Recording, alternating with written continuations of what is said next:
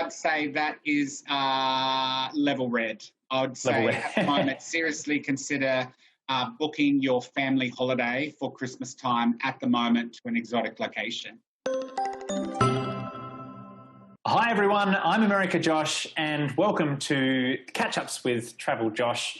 Every week we're going to connect with Travel Josh Engstrom from Liberty Travel, and we're going to have a bit of a chat about flights in and out of the US, flights to and from Australia, domestic travel around the US, and vacation travel for the future, because we're already getting questions coming in about Christmas travel and holiday travel, and we want to make sure that you're prepared for that. So I'd first obviously like to introduce Josh Engstrom from Liberty Travel. Josh, thank you very much for joining us.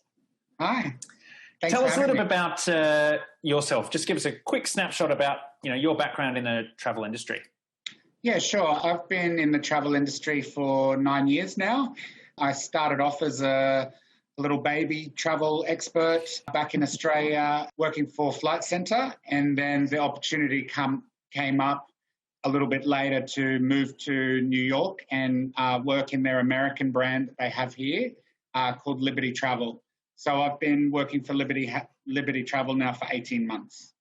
So I'm just in the air team. So all I do is air. I don't do package holidays. I don't do car hire generally or anything like that. My key focus is flights. So I've become pretty much an expert on American flights, ex-America to the rest of the world. Awesome. And I imagine you're getting lots and lots of people getting in touch, especially with, that's why we're here. COVID is obviously affecting a lot of people's flights, and that's become a lot of your business, I imagine. Yeah, I'd just like to give a little shout out to anybody that I've spoken to over the last 5 months. Being able to talk to Australians from all walks of life, it really makes my day, and particularly in those dark days of April and May. Talking to an Aussie on the phone every day kind of perked me up and helped me through. So I'd just like to shout out all of the Australians that I've been in contact with since all of this. But yes, my bread and butter at the moment is helping Australians repatriate. So whether that's advice to actually book the flight, getting them through the quarantine at the other end, and all of that post-booking stage, seating, people being bumped off flights, looking at alternatives, and just trying to shine a light through all of the chaos that COVID has thrown the entire travel industry.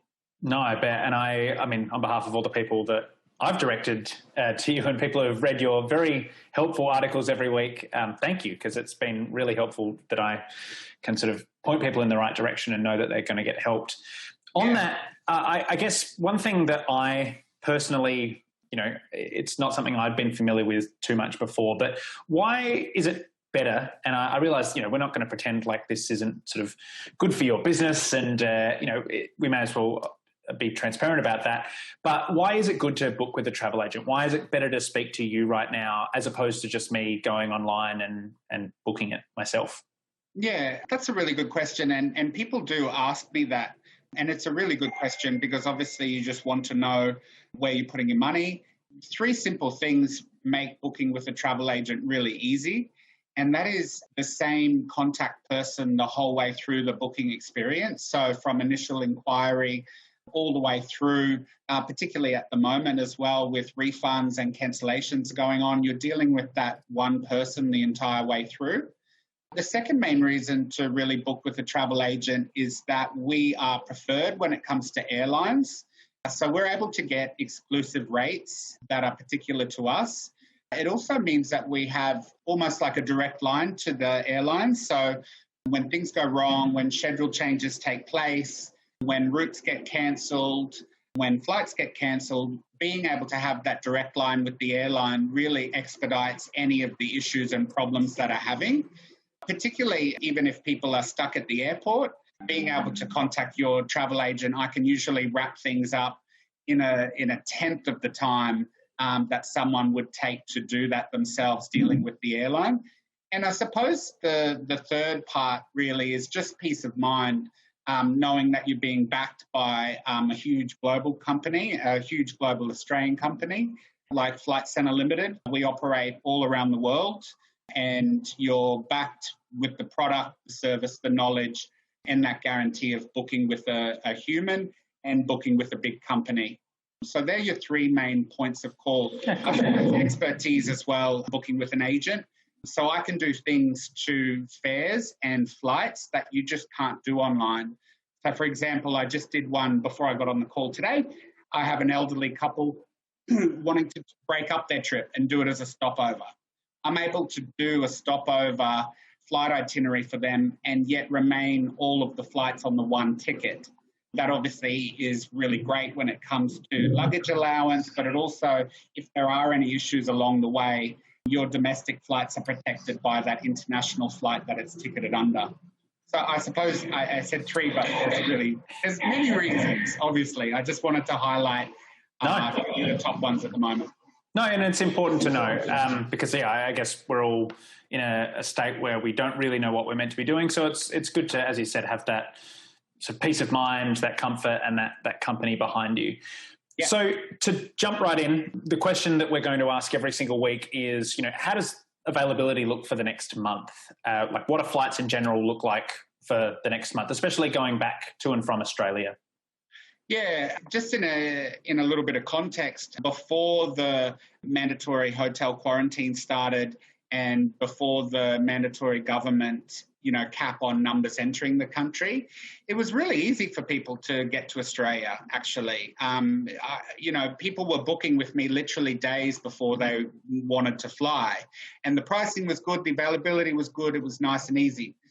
The spanner in the works to all of that is when the government decided to cap the amount of entries, and slowly and steadily, the availability for people wanting to book a month or less out to departures become extremely tight. And I'd say at the moment, it is the tightest I've ever seen any flights getting back to Australia, tighter than what it's like at Christmas time. It's really difficult. So at the moment, it is one of those things where the early bird definitely catches the worm, and the further out you can extend from inquiring to booking, the more availability you're going to have. I can demonstrate that if you'd like to just have a quick look. Yeah, sure. Yeah, I mean, it'd probably be just handy to see what flights look like. Go for it. Yeah, I just wanted to show just our screen. We use a program called Sabre that was written by American Airlines and IBM back in the 60s. Obviously, they've modernized it a little bit more now, so it is more customer friendly. But I just wanted to show people basic air search to go home, flexible dates, and I'm just looking at 3 days on either side of the 9th of September to just a couple of weeks away. Yeah, I'm using my go-to carriers, United, Delta, and Air New Zealand, just New York to Sydney. And what this does is it will trawl through all of the availability and pop out a price per day, which is the cheapest flight for that day. It'll show us a little matrix. So let's have a look and see what the pricing is like. As you can see, this is just one person flying back home with those three airlines. And as you can see, the cheapest flight is $6,619 for a one-way flight, leaving on the 12th of September. And as you can see, it goes right up to, if you had to leave on the 9th of September with those three carriers, you'd be looking at over $12,000 for that one-way flight to Sydney. Wow. So, that demonstrates to me that there's just no economy seating left at all. Right. Okay. No, and that's good to know. And I think that sort of leads to my next question quite nicely is, what airlines are you regularly, you sort of touched on United were, I think, the cheapest for all of those flights. And something we've been recapping every week is just sort of talking about what airlines have stayed consistent. So first off, what airlines have stayed consistent and the ones that you'll go-tos? Yeah, United has remained the consistent from day one. So when COVID hit and started affecting air travel, United were the first to provide a really consistent and clean product for New Yorkers wanting to get home. Because they are such a big American carrier as well, it also means that United has been the go-to for people that come from second-tier, third-tier cities around America. So anything from Charlotte to Albuquerque to Denver, which, demonstrates how wide Australians have been able to build a life for themselves in America. United has provided a really good option for that. Delta were a little bit slower to come to the party. So Delta really only started providing that consistency in June. And their flight from LA to Sydney has been, I've had a 100% success rate with that so far. I'd say that United, I've also had a 100% success rate. And New Zealand has been trickier, so particularly because of their ability to be able to pretty much wipe out the entire virus. And then as the caseload started increasing in Australia, New Zealand started pulling back from that market. So at the moment, New Zealand really isn't an option for people to get back to Australia at the moment. It might go to a United and Delta at the moment. Awesome. All right, yeah, so that leads me nicely into a question that I've heard a couple of times. What happens if a city's cap is changed, or if, like Victoria and Melbourne, they completely close down and I've got tickets booked to go there? Yeah. Well, I mean, first of all, it's really important that you touch base with me straight away if you've booked with me, and even if you haven't, I can try my best to help. So what generally happens is if an airline cancels out your flights, which in this case, if we use Melbourne as an example, the airlines just cancelled all of their flights. So you've got an option then with the airline to either A, get a full refund, B, you've also got the option that you can then change your dates and move the flight to when there are flights coming back to that hub. Or C, they will give you the option to reroute your ticket. In this case, most people had the option to reroute their ticket to Sydney instead of Melbourne. And then obviously you've got the whole thing of caps. So that question came to me today. So for example, what would happen, Josh, if we got rerouted from Melbourne to Sydney, but on the date that we wanted to fly, those people on that flight have already reached their cap? What happens then? Unfortunately, you have to look around all of those dates to find a date that has availability. That's it. And that's horrible to say to someone, particularly if they have to be home for really important occasions or work or something like that. But that's just the reality that we live with. We have to live with these days. Is any plans that you make, you have to kind of have a little asterisk on top of it that plans could change. Okay, and I mean, that's a good segue into people are starting to plan, and I imagine you're hearing the same, a little bit further in advance, so looking at Christmas travel and holiday travel. What are you seeing for people sort of looking at the holiday season? Yeah, that is a good question, and I'm happy to say I just started getting Christmas questions this week. So it's officially the start of people starting to think about Christmas. Now is the time to get those flights booked. If you are thinking or you know that you want to go home for Christmas, now is the time to book, because as we get closer, last year, we actually did a post together, you and I think, and then immediately after that, I was just inundated with people getting last-minute flights, and people were still getting flights for Christmas up to November, into December. Unfortunately, this year, people who leave it are going to miss out. There's just not going to be enough availability with the caps and everything else. So the people that are asking me now, is it a good time to book for Christmas? Yes. Now is a really good time to book Christmas, because soon, particularly with, the limit to the airlines that are flying and et cetera, you're going to really struggle if you leave it too late to get home for Christmas. Okay, awesome. We've got a couple of questions from people that submitted them, and every week we'll allow people, we'll put up the video and there'll be a link below to submit your own questions that Josh can help us out with. The first question was this one. We intend to fly home from New York to Melbourne in June 2021 after living in New York for 12 months. Do you think it would be worthwhile booking the flights now or delay until closer to that time? Yeah, that is a really good question, because there's pros and cons for both. So I'd say for that question, if you're happy to book your flights now and you can put a little asterisk above your dates and go, this could change, and I would definitely recommend booking now if you can get. Flights operate about 11 months in advance. So now that we're in August, heading into September, you'll be able to book flights right up until the beginning of August right now. I would definitely recommend booking a flight if you knew that you wanted to go home or a visa stipulated that you needed to be out of America by this date. I would definitely go ahead and book it. If you're flexible with your dates and you're also not too stressed about getting a flight home in that 11 months in advance, then I would say hold off. And the only reason I would say hold off is because so much can happen between now and then. So you're kind of in a rock and a hard place. Obviously, people want to get it booked and they want to get it confirmed, and then they want to stop worrying about it and move on with their life. So for people that are in that kind of situation, I'd definitely recommend booking now. People that are kind of, I'm thinking about moving. I'm thinking about moving home in June next year, or love to go back for June for a month to see friends and family. But if I have to move it to September or November, I'm happy with that. People like that, I'd definitely suggest holding off. Okay. Awesome. The second question we had was, hey, we are flying LA to Sydney with Delta. We asked the airline how many people are on our flights, and they said 54 so far. None of the phone representatives know about the 50-person cap on each plane.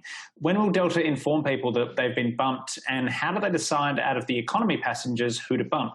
We're considering upgrading to business class. Would you suggest this? Thank you. That is a really good question, simply because I suppose to answer it, we have to look at the fundamentals of the cap. And the fundamentals of the cap is they're actually resolved by the airlines together. So the government isn't looking through a manifest on a plane saying, Delta, you have too many people on that plane, you need to bump people. That is not something that is coming from the government. What is coming from the government is the maximum cap that people are allowed each day to come into that port. And the airlines are pretty much left up with each other to work out what that looks like on any given flight.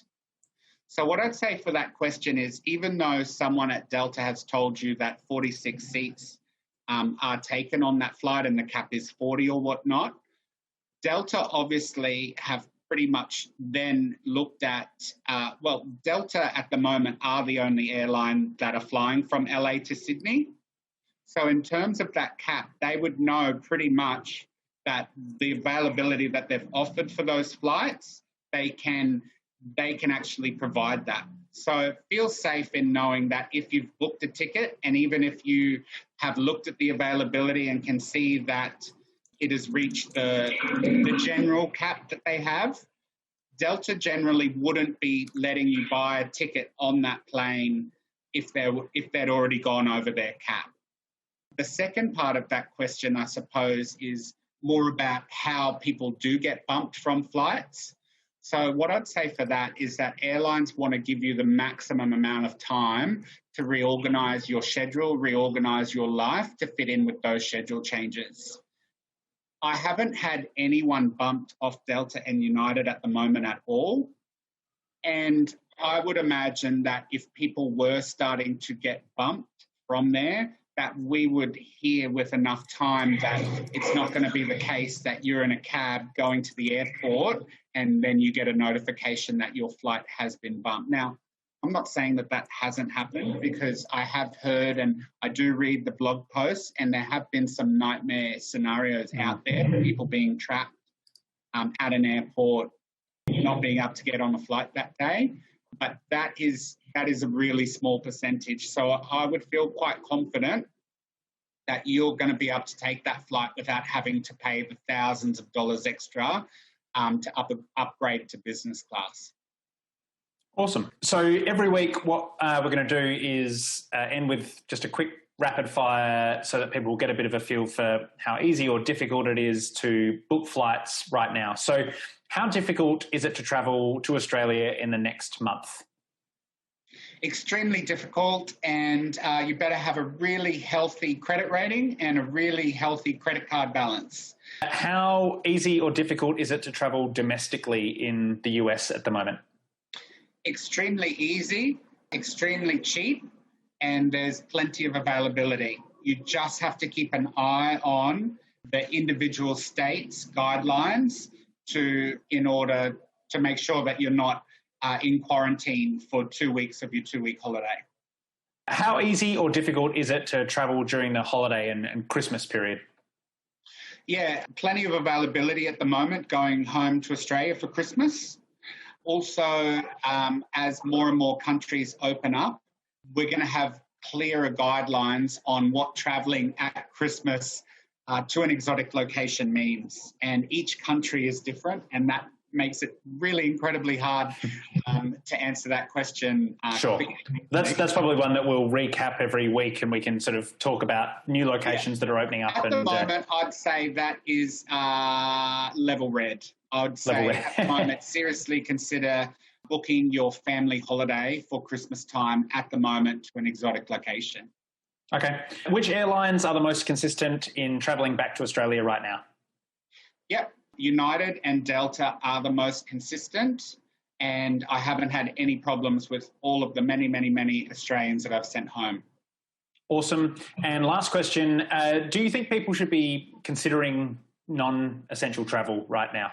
I would like nothing more than to book people more travel. So I would love to be booking people as much travel as I possibly could.